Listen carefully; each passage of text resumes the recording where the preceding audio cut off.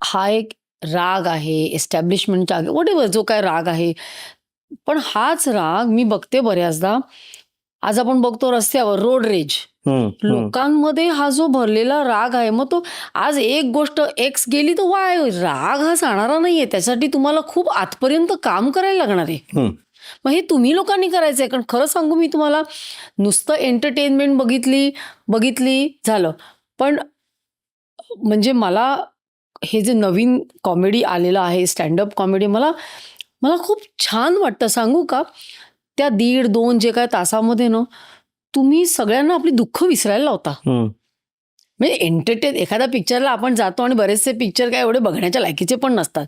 पण इथे खरंच तुमची म्हणजे तुम्ही तर मेहनत करतच असता, पण लाईव्ह जाऊन हसणं, त्या वेळेपुरतं नक्कीच माणूस हसतो. आणि आता कुठे हसतो आपण हसण्याचे, म्हणजे असं काहीतरी खूप मनमोकळं खळवून हसूच येत नाही. म्हणजे ते खूप आर्टिफिशियल करायला लागतं.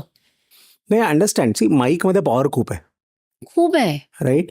पण अगेन तेच आहे की आत्ता मला कशावर फोकस करायचा, आत्ता मला समाज बदलायचा आहे का आत्ता मला माझ्या घरात प्रॉस्पेरिटी बघायची. Then you are shying away. I am, maybe, yes I am. आता मग then you are also doing like people, की मला पण वाटतंय की हे बरोबर नाहीये, पण नको बाबा. म्हणजे मग शेवटी नको, मला माझं घर बघू दे. प्रत्येक जण हाच विचार करतो, मी घरातला कचरा बाहेर मी टाकते. हे डिनाय करतच नाहीये की when I am not taking a anti establishment stand, am I being selfish? Yes I am, because I am scared for my wellbeing, I am scared for the wellbeing of my family. कारण मग का आधी असं असे काय घडलं, असा कुठला प्रसंग झाला की ज्यामुळे you are not able to speak the truth?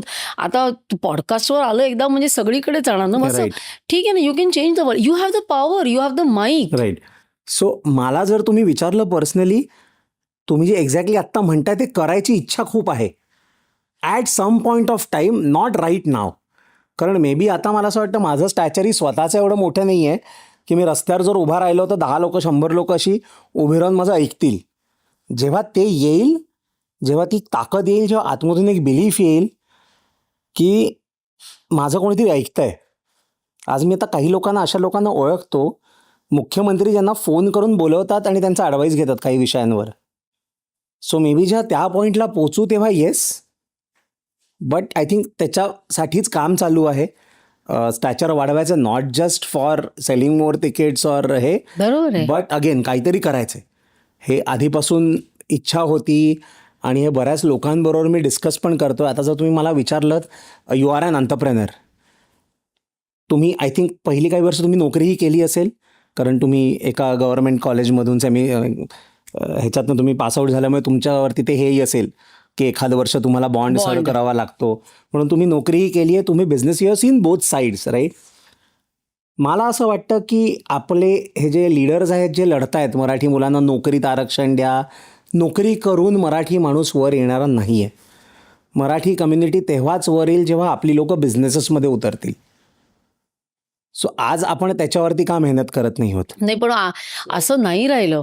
आज नाहीये. तुम्ही IIT, IIMच्या लोकांना बघितलं, केवढी मोठी पॅकेजेस मिळतात. आणि आता ब्रेन ड्रेन पण उलटं झालंय. मान्य आहे ना, पण आज तुम्ही एखाद्याला, आपला एखादा मराठी मुलगा आहे, त्याला 2 करोडचं पॅकेज मिळालं तर आपण म्हणतो अरे वा, लाईफ बनली याची. पण मी अशा लोकांना ओळखतो जे 2 करोड दिवसाला कमवत आहेत.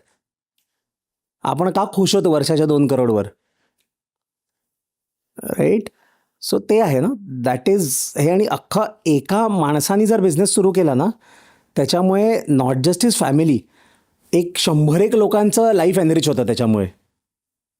सो मला असं वाटतं की कुठेतरी गरज आहे मराठी लोकांनी बिझनेसमध्ये पडायची आणि बाकी लोकांनी त्याला सपोर्ट करायची. ते म्हणजे बरोबर हे मी एक पॉलिटिकल पार्टीचं नाव घेत नाही. Very influential Marathi leader, I think probably the best orator amongst all Marathi politicians, you know who I am talking about.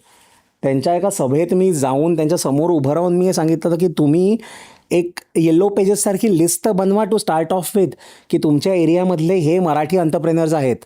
Marathi doctor तुमचा हा आहे, मराठी डर्मॅटॉलॉजिस्ट हा आहे, मराठी पिडियाट्रिशियन हा आहे, मराठी मोबाईल विकणारा हा माणूस आहे, मराठी साडीचं दुकानवाला हा माणूस आहे. थोडे तरी आहेत ना, 100त एक तरी आहे. सांगा लोकांना ह्यांच्याकडूनच घ्या.